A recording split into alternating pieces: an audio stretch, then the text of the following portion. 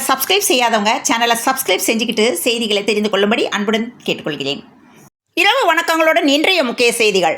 தமிழக சட்டசபை தேர்தல் அடுத்த ஆண்டு ஏப்ரல் மாதம் நடைபெறும் என தெரிகிறது. இந்த தேர்தலில் 200 தொகுதிகளில் வெற்றி பெற இலக்கு நிர்ணயித்து திமுக தலைவர் மு க ஸ்டாலின் வியூகம் வகுத்து செயல்பட்டு வருகிறார். இந்நிலையில் என் வாக்குச்சாவடி வெற்றி வாக்குச்சாவடி என்று திமுக பரப்புரை நாளை தொடங்க உள்ளதாக தெரிவித்துள்ளார்.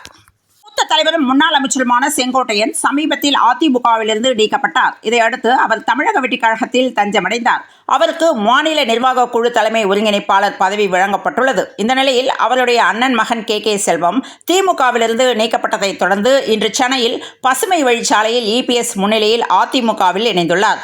அவருடன் ஈரோடு மாவட்டத்தைச் சேர்ந்த 50க்கும் மேற்பட்ட நபர்கள் அதிமுகவில் இணைந்துள்ளனர்.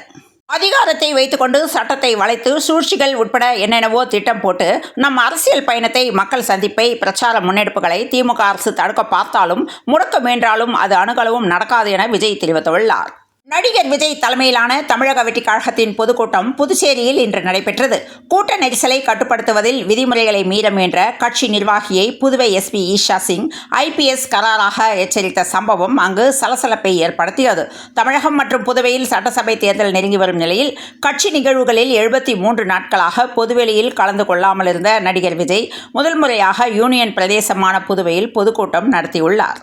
சென்னையில் RSS அமைப்புக்கு யாரும் போட்டியாளர்கள் கிடையாது, நாட்டை முன்னேற்றுவதற்காகவே இயங்குகிறது, அதுவே அமைப்பின் அடிப்படை கொள்கை என RSS தலைவர் மோகன் பகவத் பேசியுள்ளார்.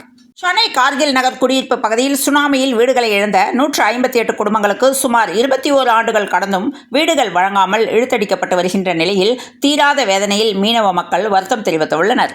திருப்பரங்குன்றம் விவகாரத்தில் நீதிபதி GR சுவாமிநாதனுக்கு எதிராக தீர்மானம் நிறைவேற்றப்பட்டது. 120 MPக்கள் கையெழுத்திட்டனர். தேனி மாவட்டம் ஆண்டிப்பட்டி அருகே ராய்வேலூரை சேர்ந்த 15 வயது சிறுமி பாலக்கோம்பை அரசு மேல்நிலைப் பள்ளியில் 10ஆம் வகுப்பு படித்து வருகிறார். இந்த சிறுமியிடம் அதே ஊரை சேர்ந்த 52 வயதாகும் பிச்சைமணி என்பவர் ஆசை வார்த்தைகள் கூறி சிறுமியை தனது வலையில் விழ வைத்துள்ளார். அதன் பின்னர் அந்த சிறுமியுடன் பலமுறை பாலியல் உறவு கொண்டதாக கூறப்படுகிறது. இந்த நிலையில் இருவரும் தனிமையில் இருந்ததை அதே பகுதியை சேர்ந்த 16 வயது சிறுவன் தனது செல்போனில் படம் பிடித்துள்ளதால் தன் ஆசைப்படி நடக்காவிட்டால் இந்த வீடியோவை சமூக வலைதளங்களில் வெளியிடுவதாக மிரட்டி சிறுமியை அடிபணிய வைத்துள்ளார். அதன் பின்னர் அந்த சிறுவனும் சிறுமியும் பலமுறை உறவு கொண்டுள்ளனர். நிலையில் கடந்த சில மாதங்களாகவே சிறுமியின் உடல்நிலை பாதிக்கப்பட்டு வந்துள்ளது. இதனைத் தொடர்ந்து அந்த சிறுமியை அவரது தாயார் ஆண்டிப்பட்டியில் உள்ள தனியார் மருத்துவமனைக்கு சிகிச்சைக்கு அழைத்து சென்றுள்ளார். அங்கு பரிசோதித்த டாக்டர் சிறுமி கர்ப்பமாக இருப்பதாகவும் அவரை தேனி அரசு மருத்துவக் கல்லூரி மருத்துவமனைக்கு அழைத்து செல்லும்படியும் கூறியதை கண்டு சிறுமியின் தாயார் அதிர்ச்சி அடைந்தார். அதன் பின்னர் அந்த சிறுமியிடம் விசாரித்த போது நடந்த அனைத்தையும் விவரமாக கூறியுள்ளார். அதனை கேட்டு மனமுடைந்த அவரது தாயார் இந்த சம்பவம் குறித்து போலீசில் புகார் தெரிவித்துள்ளார். இந்த சம்பவம் குறித்து போலீசார் வழக்கு பதிவு செய்து விசாரணை செய்ததில் ஆசை வார்த்தைகள் கூறி சிறுமியை ஏமாற்றி உறவு வைத்த பிச்சை மணியையும் சிறுமியை மிரட்டி பாலியல் துன்புறுத்தலில் ஈடுபட்ட சிறுவனையும் போக்சோ வழக்கின் கீழ் கைது செய்தனர். இந்த சம்பவம் ஆண்டிப்பட்டி பகுதியில் பெரும் பரபரப்பை ஏற்படுத்தியுள்ளது. வ.உ.சி. பாரதி பெயர்கள் வட இந்திய சாலைகளுக்கு வைக்கப்பட்டிருக்கிறதா என்று மாநிலங்களவையில் திருச்சி சிவா கேள்வி எழுப்பியுள்ளார். தைலாபுரத்தை டேக் ஓவர் செய்த திமுக என்றும் ஐயாவை சுற்றியிருப்பவர்கள் துரோகிகள் என்று அன்புமணி பரபரப்பு குற்றம் சாட்டியுள்ளார். தமிழக மருத்துவம் மற்றும் மக்கள் நல்வாழ்வுத்துறை அமைச்சர் மா சுப்பிரமணியன் இன்று சென்னை தேனாம்பேட்டையில் உள்ள பொது சுகாதாரம் மற்றும் நோய் தடுப்பு மருந்துத்துறை இயக்குநர் அலுவலகத்தில் 405 பகுதி சுகாதார செவிலியர்கள் மற்றும் 117 வட்டார சுகாதார மேற்பார்வையாளர்களுக்கு பதவி உயர்வு ஆணைகளை வழங்கியுள்ளார். திருப்பரங்குன்றம் மலை உச்சியில் கார்த்திகை தீபமேற்ற நீதிமன்றம் உத்தரவிட்டும் அதை அமல்படுத்தாததாக கூறி தாக்கல் செய்யப்பட்ட நீதிமன்ற அவமதிப்பு வழக்கில் தலைமை செயலாளர் மற்றும் கூடுதல் டிஜிபி உள்ளிட்டோர் வரும் 17ஆம் தேதி காணொலி வழியாக ஆஜராக வேண்டுமென மதுரை ஐகோர்ட் கிளை தனி நீதிபதி GR சுவாமிநாதன் உத்தரவிட்டுள்ளார். புதுச்சேரியில் துறைமுக மைதானத்தில் விஜய் மக்கள் சந்திப்பு கூட்டம் இன்று நடைபெற்றதையொட்டி கூட்டம் நடைபெற்ற இடத்திற்கு உள்ளேயும் வெளியேயும் பலத்த போலீஸ் பாதுகாப்பு போடப்பட்டிருந்தது. குறிப்பாக 5000 பாஸ்கள் கொடுக்கப்பட்டு QR கோட் ஸ்கேன் செய்பவர்கள் மட்டுமே மைதானத்திற்குள் உள்ளே அனுமதிக்கப்படுவார்கள் என காவல்துறை அறிவுறுத்தியிருந்தது. அதன்படி பாஸ் உள்ளவர்கள் மட்டுமே இன்று காலை உள்ளே அனுமதிக்கப்பட்டனர். இந்நிலையில் தமிழக வெற்றிக் கழக தலைவர் விஜய் வருவதற்கு சில மணி நேரங்கள் இருந்த நிலையில் மக்கள் கூட்டம் அதிகளவில் கூடாமல் இருந்தது. இதனால் மைதான மைதானத்திற்கு வெளியே விஜயை பார்க்க வந்தவர்களை பாஸ் இல்லாமல் உள்ளே வர சொல்லி அக்கட்சியின் பொதுச் செயலாளர் என் ஆனந்த் உள்ளிட்ட தமிழக வெற்றிக்கழக நிர்வாகிகள் காவல்துறை முதுநிலை கண்காணிப்பாளர் இஷா சிங்கிடம் வாக்குவாதத்தில் ஈடுபட்டனர்.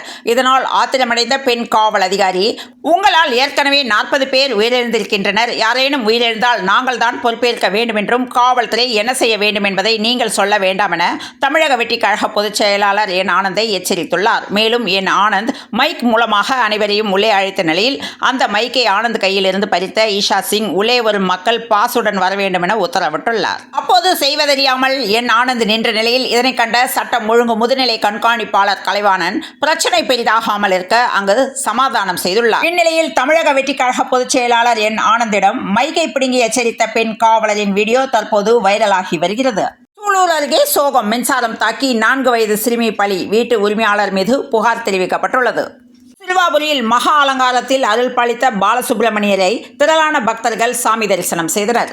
கோவை வெரைட்டி ஹால் காவல் நிலைய எல்லைக்கு உட்பட்ட சாமியார் ஐயர் வீதியில் உள்ள தங்க நகை பட்டறை ஒன்றில் மரப்பெட்டியுடன் கொள்ளையடிக்கப்பட்ட 1 கிலோ 15 கிராம் தங்க நகைகளை காவல்துறையினர் 24 மணி நேரத்திற்குள் மீட்டு இந்த கொலை சம்பவத்தில் ஈடுபட்ட 2 பேரை அதிரடியாக கைது செய்தனர்.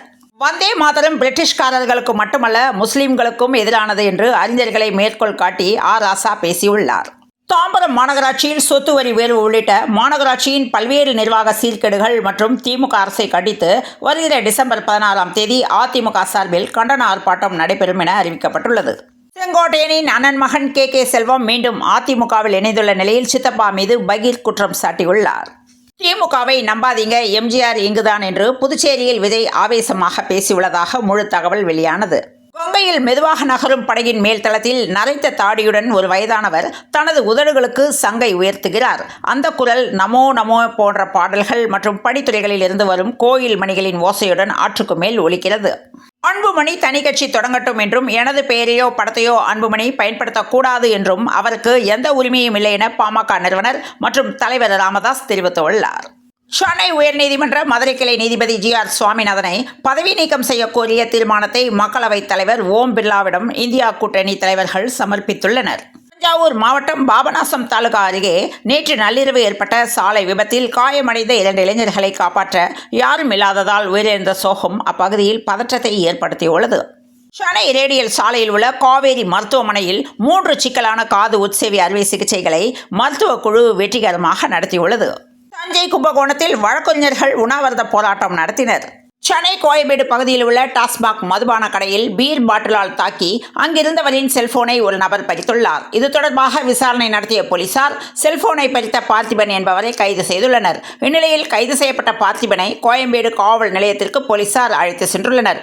காவல் நிலையத்தில் இருந்த கைதி பார்த்திபன் நேற்று இரவு தப்பியோடியுள்ளார். இதனால் அதிர்ச்சியடைந்த போலீசார் தப்பியோடிய கைதி பார்த்திபனை தீவிரமாக தேடி வருகின்றனர். தீபம் ஏற்றுவது ஆன்மீக பிரச்சனை அல்ல, பாஜகவின் சூழ்ச்சி என்று ராமகிருஷ்ணன் குற்றம் சாட்டியுள்ளார்.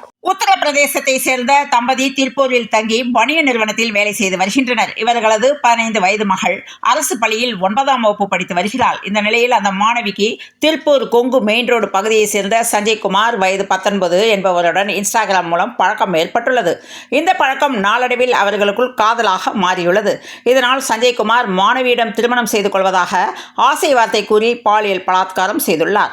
இதனால் மாணவி 3 மாத கர்ப்பமாகியுள்ளார். இதுகுறித்து சிறுமியின் தாய் கொங்கு நகர் அனைத்து மகளிர் போலீஸ் நிலையத்தில் புகார் அளித்துள்ளார். புகாரின் பேரில் போலீசார் சஞ்சய்குமார் மீது போக்சோ வழக்கு பதிவு செய்து தேடி வருகின்றனர். தமிழ்நாடு அரசுடன் ரூபாய் 4000 கோடி மதிப்பிலான புரிந்துணர்வு ஒப்பந்தத்தை ஜியோ ஹாட்ஸ்டார் மேற்கொண்டனர். தமிழகத்தில் குறிப்பாக தென் மாவட்டங்களில் முக்கிய போதை வஸ்துவான கஞ்சா விற்பனை மற்றும் கடத்தல் நாளுக்கு நாள் அதிகரித்து வருகிறது. போலீசாரும் இதனை தடுக்க முயன்று வருகின்றனர். இந்நிலையில் ஆந்திரா டு நெல்லை ரூபாய் 1 கோடி மதிப்பிலான கஞ்சா கடத்தலில் சிக்கிய மகன் தந்தை தற்கொலை செய்து கொண்டுள்ளனர். கரூர் சம்பவத்திற்கு பிறகு முதல் முறையாக புதுச்சேரியில் பொதுக்கூட்டம் நடத்திய விஜய் புதுச்சேரி அரசை பெரிதாக விமர்சனம் செய்யாமல் பொதுவான பிரச்சனைகளை பற்றியே பேசி சென்றுள்ளார். புதுச்சேரியில் விஜயின் திட்டம் என்ன என்ற கேள்வி எழும்பியுள்ளது. முதல் T20 போட்டி இந்தியாவுக்கு எதிராக தென்னாப்பிரிக்கா பந்து வீச்சு தேர்வு. முதல் T20 போட்டியில் டாஸ் வென்ற தென்னாப்பிரிக்கா பவுலிங் தேர்வு. கோலி அல்ல, பாகிஸ்தானில் கூகுளில் அதிகம் தேடப்பட்ட இந்திய கிரிக்கெட் வீரர் யார் என்ற கேள்வி எழும்பியுள்ளது. வெற்றியுடன் தொடங்குமா இந்தியா தென்னாப்பிரிக்காவுடன் இன்று மோத உள்ளது. தமிழகத்தில் சிவகங்கை, ராமநாதபுரம் என இரு மாவட்டங்களில் அடுத்த 3 மணி நேரத்துக்கு மழை பெய்ய வாய்ப்புள்ளதாக சென்னை வானிலை ஆய்வு மையம் அறிவித்துள்ளது.